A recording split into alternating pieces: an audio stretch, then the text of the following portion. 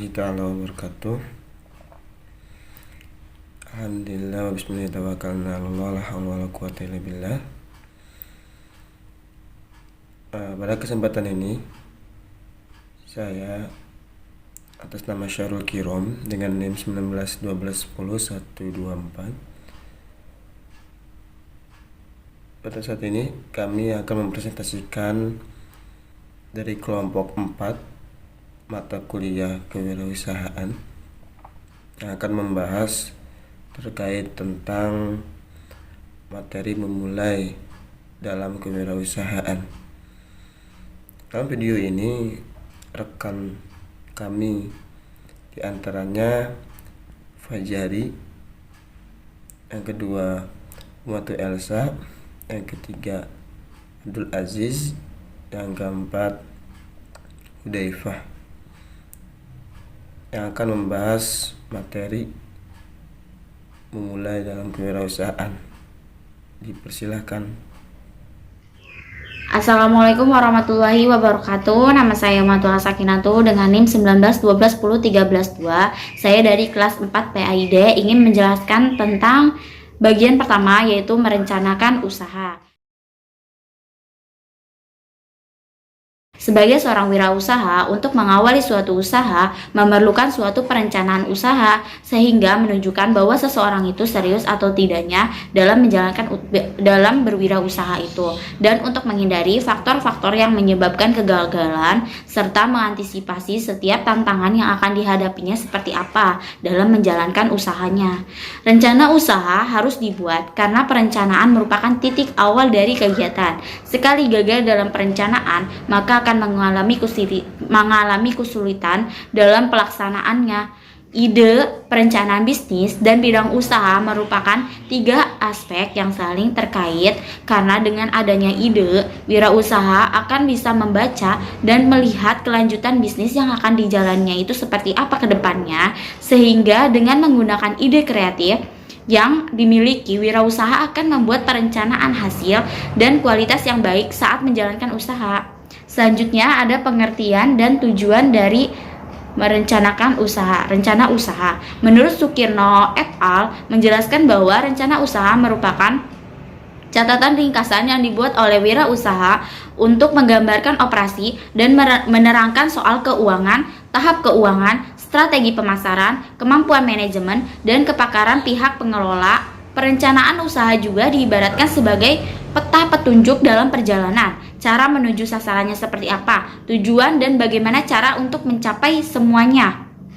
Menurut Sukirno, perencanaan usaha mempunyai beberapa tujuan, terutama dalam membimbing para pengusaha, yaitu garis petunjuk untuk mengelola perusahaan, mengurangkan kesalahan, menggunakan sumber-sumber organisasi, dan meningkatkan produktivitas, serta memudahkan pengawasan, meyakinkan pihak-pihak berkepentingan, serta menilai prestasi dan kemajuan usaha. Selanjutnya ada kerangka rencana bisnis.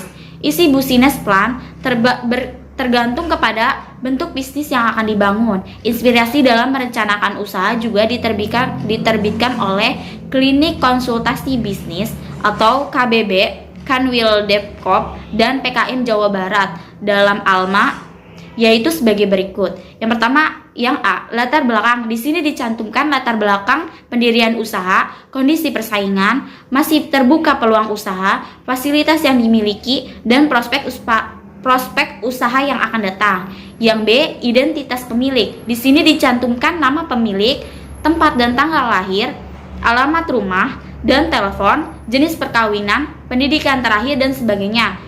Lalu ada data perusahaan. Di sini dicantumkan nama perusahaan, alamat kantor, nomor telepon, bidang, dan juga bidang usaha itu seperti apa, bentuk badan usaha, bank, kapan berdiri, susunan pengurusan.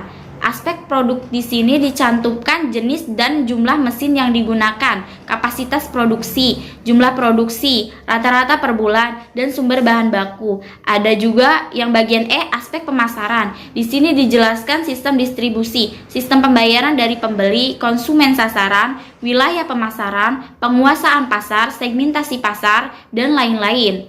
Selanjutnya ada aspek keuangan. Lalu ada selanjutnya, pembahasan selanjutnya itu ringkasan eksekutif. Ringkasan eksekutif perlu hal berikut: misi perusahaan, kelebihan dan keunikan penjualan, perencanaan untuk masa depan, jualan biaya dan keuntungan, kebutuhan usaha, prosedur dan penjadwalan pembayaran kepada investor, serta modal yang diperlukan. Selanjutnya ada pengenalan. Pengenalan lebih bertumpu kepada tujuan penyediaan rencana usaha. Selanjutnya ada tujuan atau objek. Anda perlu memberi visi dan menentukan arah yang ingin dituju perusahaan dalam waktu beberapa tahun. Selanjutnya ada latar belakang perusahaan. Pengelola perlu menerangkan secara ringkas tentang sejarah operasi perusahaan. Selanjutnya yang bagian E adalah latar belakang pemilik, mitra, atau kongsi. Bagian ini menerangkan apakah jenis pemilik perusahaan tersebut. Selanjutnya ada bagian F, struktur organisasi. Dalam perencanaan perusahaan, kekuasaan dan wewenang perlu dijelaskan dengan terperinci agar apabila sesuatu masalah timbul, maka ia dapat menyelesaikan segera. Selanjutnya ada rencana pemasaran. Persoalan utama para pembiaya dan investor adalah tentang pasar dari barang dan jasa yang akan diproduksi. Rencana pemasaran meliputi strategi pemasaran dan lain-lain.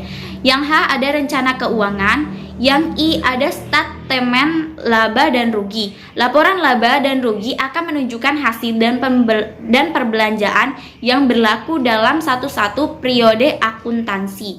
Yang J ada neraca. Neraca akan menerangkan kedudukan harta perusahaan seperti kas, rekening, belum diterima piutang, inventaris, mesin dan peralatan, tanah dan lain sebagainya. Yang K itu ada statemen aliran kas. Statemen ini merupakan kedudukan hasil pendapatan yang diharapkan atau diramalkan. Yang L lampiran. Bagian ini meliputi penyediaan dokumen tambahan yang bertujuan untuk menguatkan argumentasi dan mendukung data-data yang dikemukakan pada bagian sebelumnya. Cukup sekian penjelasan dari saya, kurang dan lebihnya mohon maaf. Wassalamualaikum warahmatullahi wabarakatuh. Bismillahirrahmanirrahim. Assalamualaikum warahmatullahi wabarakatuh. Baik, pada kali ini saya akan menyambung materi dari kewirausahaan atas nama Fazari dengan nomor NIM 1912 10 11 7. Saya akan menyambung materi tentang memulai usaha.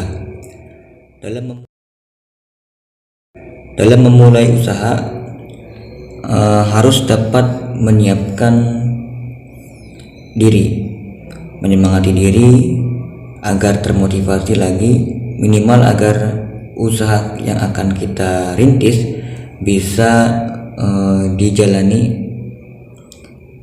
Itu sudah merupakan sebuah kekuatan bagi para pemula yang belum memiliki pengalaman dalam memulai suatu usaha. Tentunya sangat sulit sekali karena diperlukan suatu keberanian dan dalam memulai usaha.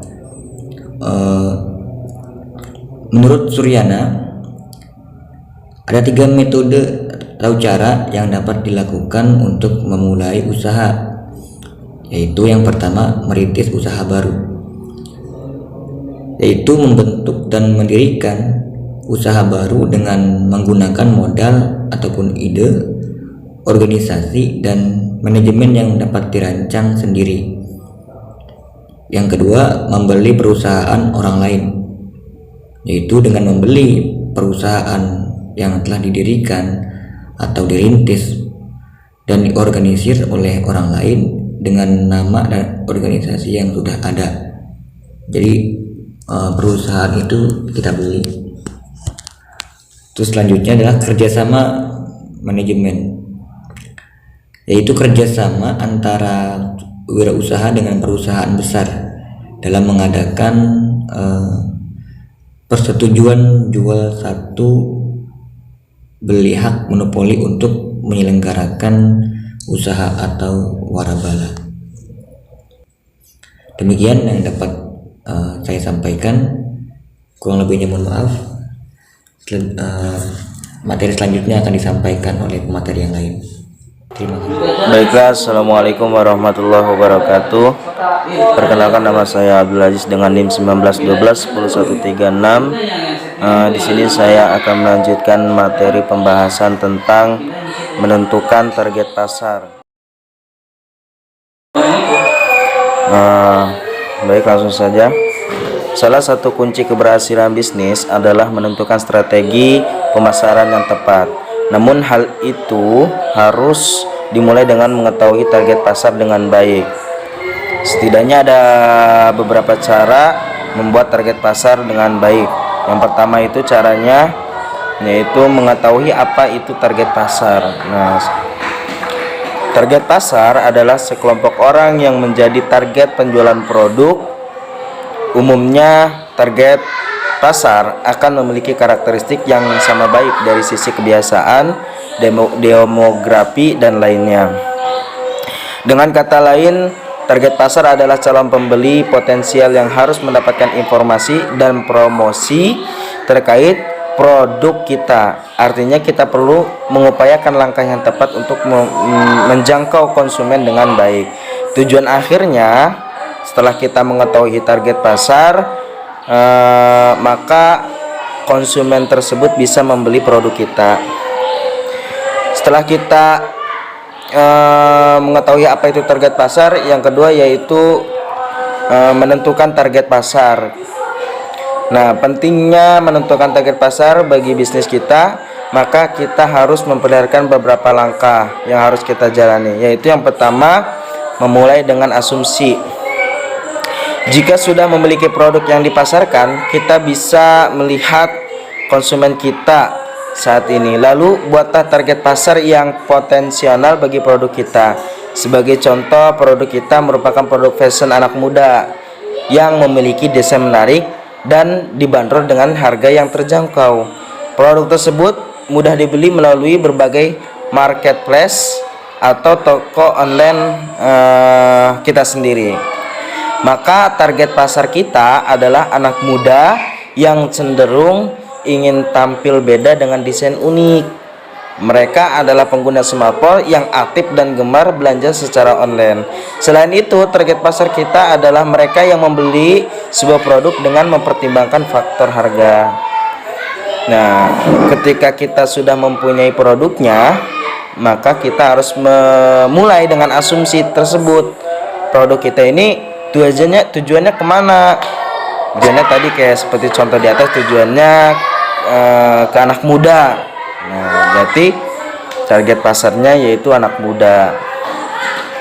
Di sisi lain, jika kita baru akan menciptakan sebuah produk, kita bisa mencoba berasumsi tentang produk kita dan siapakah target pasar seperti cara di atas. Yang kedua yaitu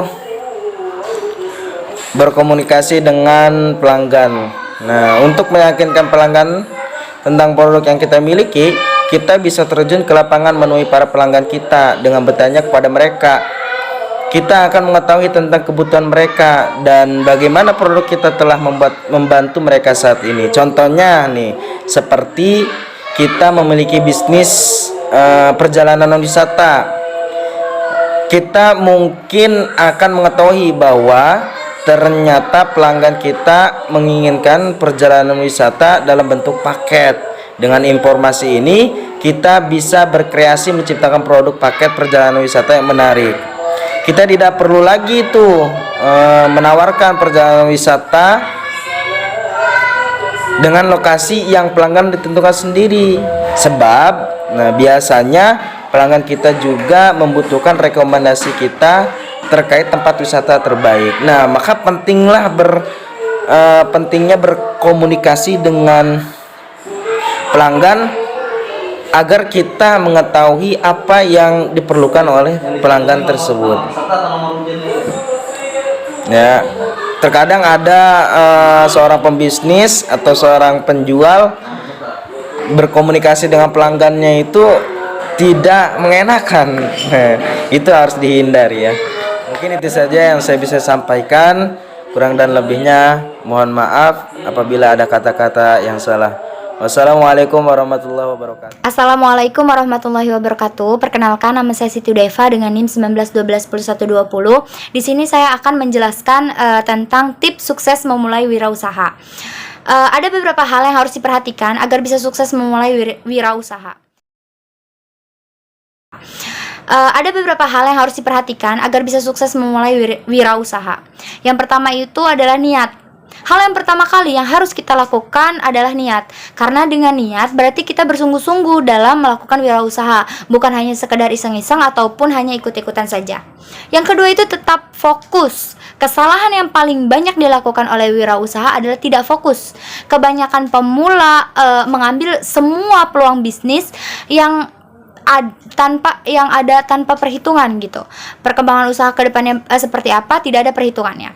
Sebagai pemula, alangkah baiknya jika fokus terhadap satu usaha terlebih dahulu. Lakukan satu hal dengan sempurna daripada melakukan 10 hal yang sia-sia.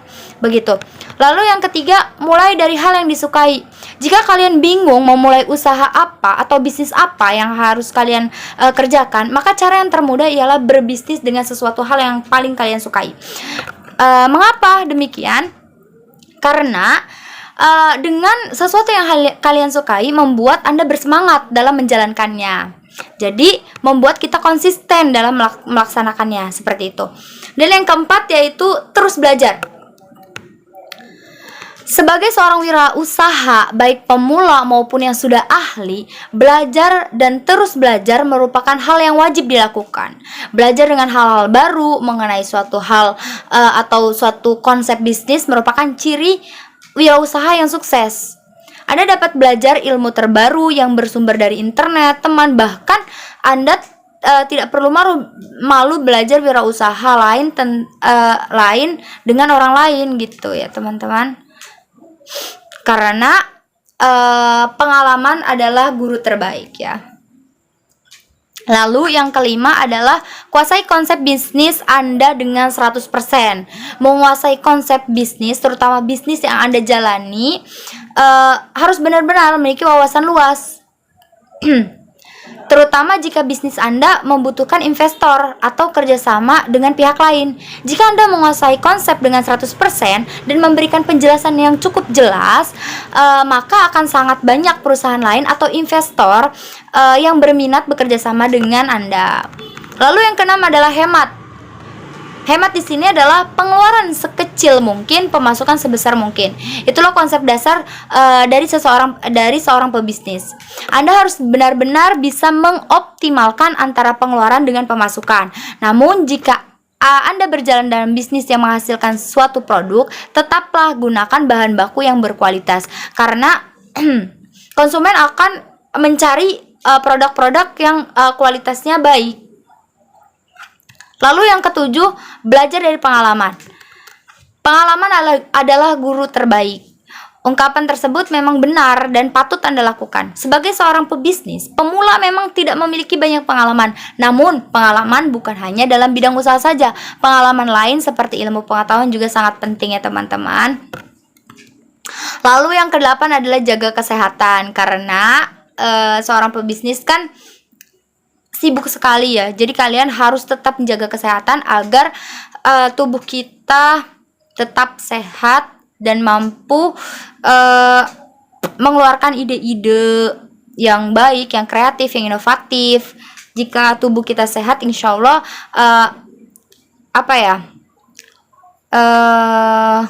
muncul ide-ide yang sangat bagus gitu teman-teman. Dan lalu yang kesembilan itu pemasaran yang sempurna. Maksudnya dari pemasaran sempurna ini adalah menjadi seorang wirausaha yang berjalan dalam bidang penjualan suatu produk, maka pastikan pemasaran yang Anda lakukan itu benar-benar tepat. Jangan sampai produk yang kalian jual tidak sesuai dengan sasaran yang membuat produk Anda tidak laku. Jadi kita harus tahu nih produk kita nih pemasarannya di mana. Apakah di pasar, apakah di supermarket, atau di lain sebagainya gitu tuh. Tergantung jenis produk yang kita pilih gitu tuh. Pemasarannya harus tepat. Lalu yang ke-10 itu jangan pernah menyerah. itu adalah kunci yang paling utama sih menurut saya. Jangan pernah menyerah. Jika kalian gagal itu terus coba lagi. Tidak ada kata menyerah dalam kamus pebisnis ya. Jika kalian bangkrut harus coba ulang lagi karena dengan mengulang atau dengan kegagalan itu pasti kita akan menemukan menemukan hal-hal yang baru, dan mungkin saja dari kegagalan itu membangkitkan kreativitas kita untuk bisa sukses dalam berbisnis. Lalu yang ke-11 itu tahu kapan berhenti. Maksud dari tahu kapan berhenti ini jangan pernah melakukan hal-hal bodoh untuk menggapai keberhasilan, karena bukan keberhasilan yang akan diperoleh namun kegagalan yang akan datang. Jangan terlalu egois ketika terjadi masalah yang terpenting menemukan solusi dan memperbaiki kembali. Anda harus tahu kapan berhenti dengan suatu konsep dan mencari konsep lain yang baik. Seperti itu ya teman-teman. Lalu yang ke-12 adalah ini yang terpenting dari yang saya sebutkan tadi, yaitu berdoa dan bersedekah. Karena dengan berdoa insya Allah kita akan dibantu oleh Tuhan kita ya. Dalam hidup kita harus dituntut untuk terus berdoa. Percuma jika kita usaha namun tidak diimbangi dengan doa. Kesuksesan yang diraih hanya dengan usaha saja hanya bertahan sebentar ya teman-teman. Namun kesuksesan yang diraih dengan usaha dan doa akan bertahan lama. Tak lupa bersedekah merupakan hal yang diharuskan sebagai seorang pebisnis dan yang mampu. Tak lupa bersedekah merupakan hal yang diharuskan sebagai seseorang yang mampu. Ingat, bersedekah itu mensucikan harta kita dan tidak akan pernah membuat kita menjadi miskin. Menjadi wirausaha khususnya pemula memang sangat sulit. Banyak sekali tantangan yang terjadi, tapi tak terasa pula banyak modal yang terbuang sia-sia tanpa menghasilkan keberhasilan. Mungkin ini terjadi akibat dari kesalahan wirausaha pemula itu sendiri. Ya teman-teman, itulah tips memulai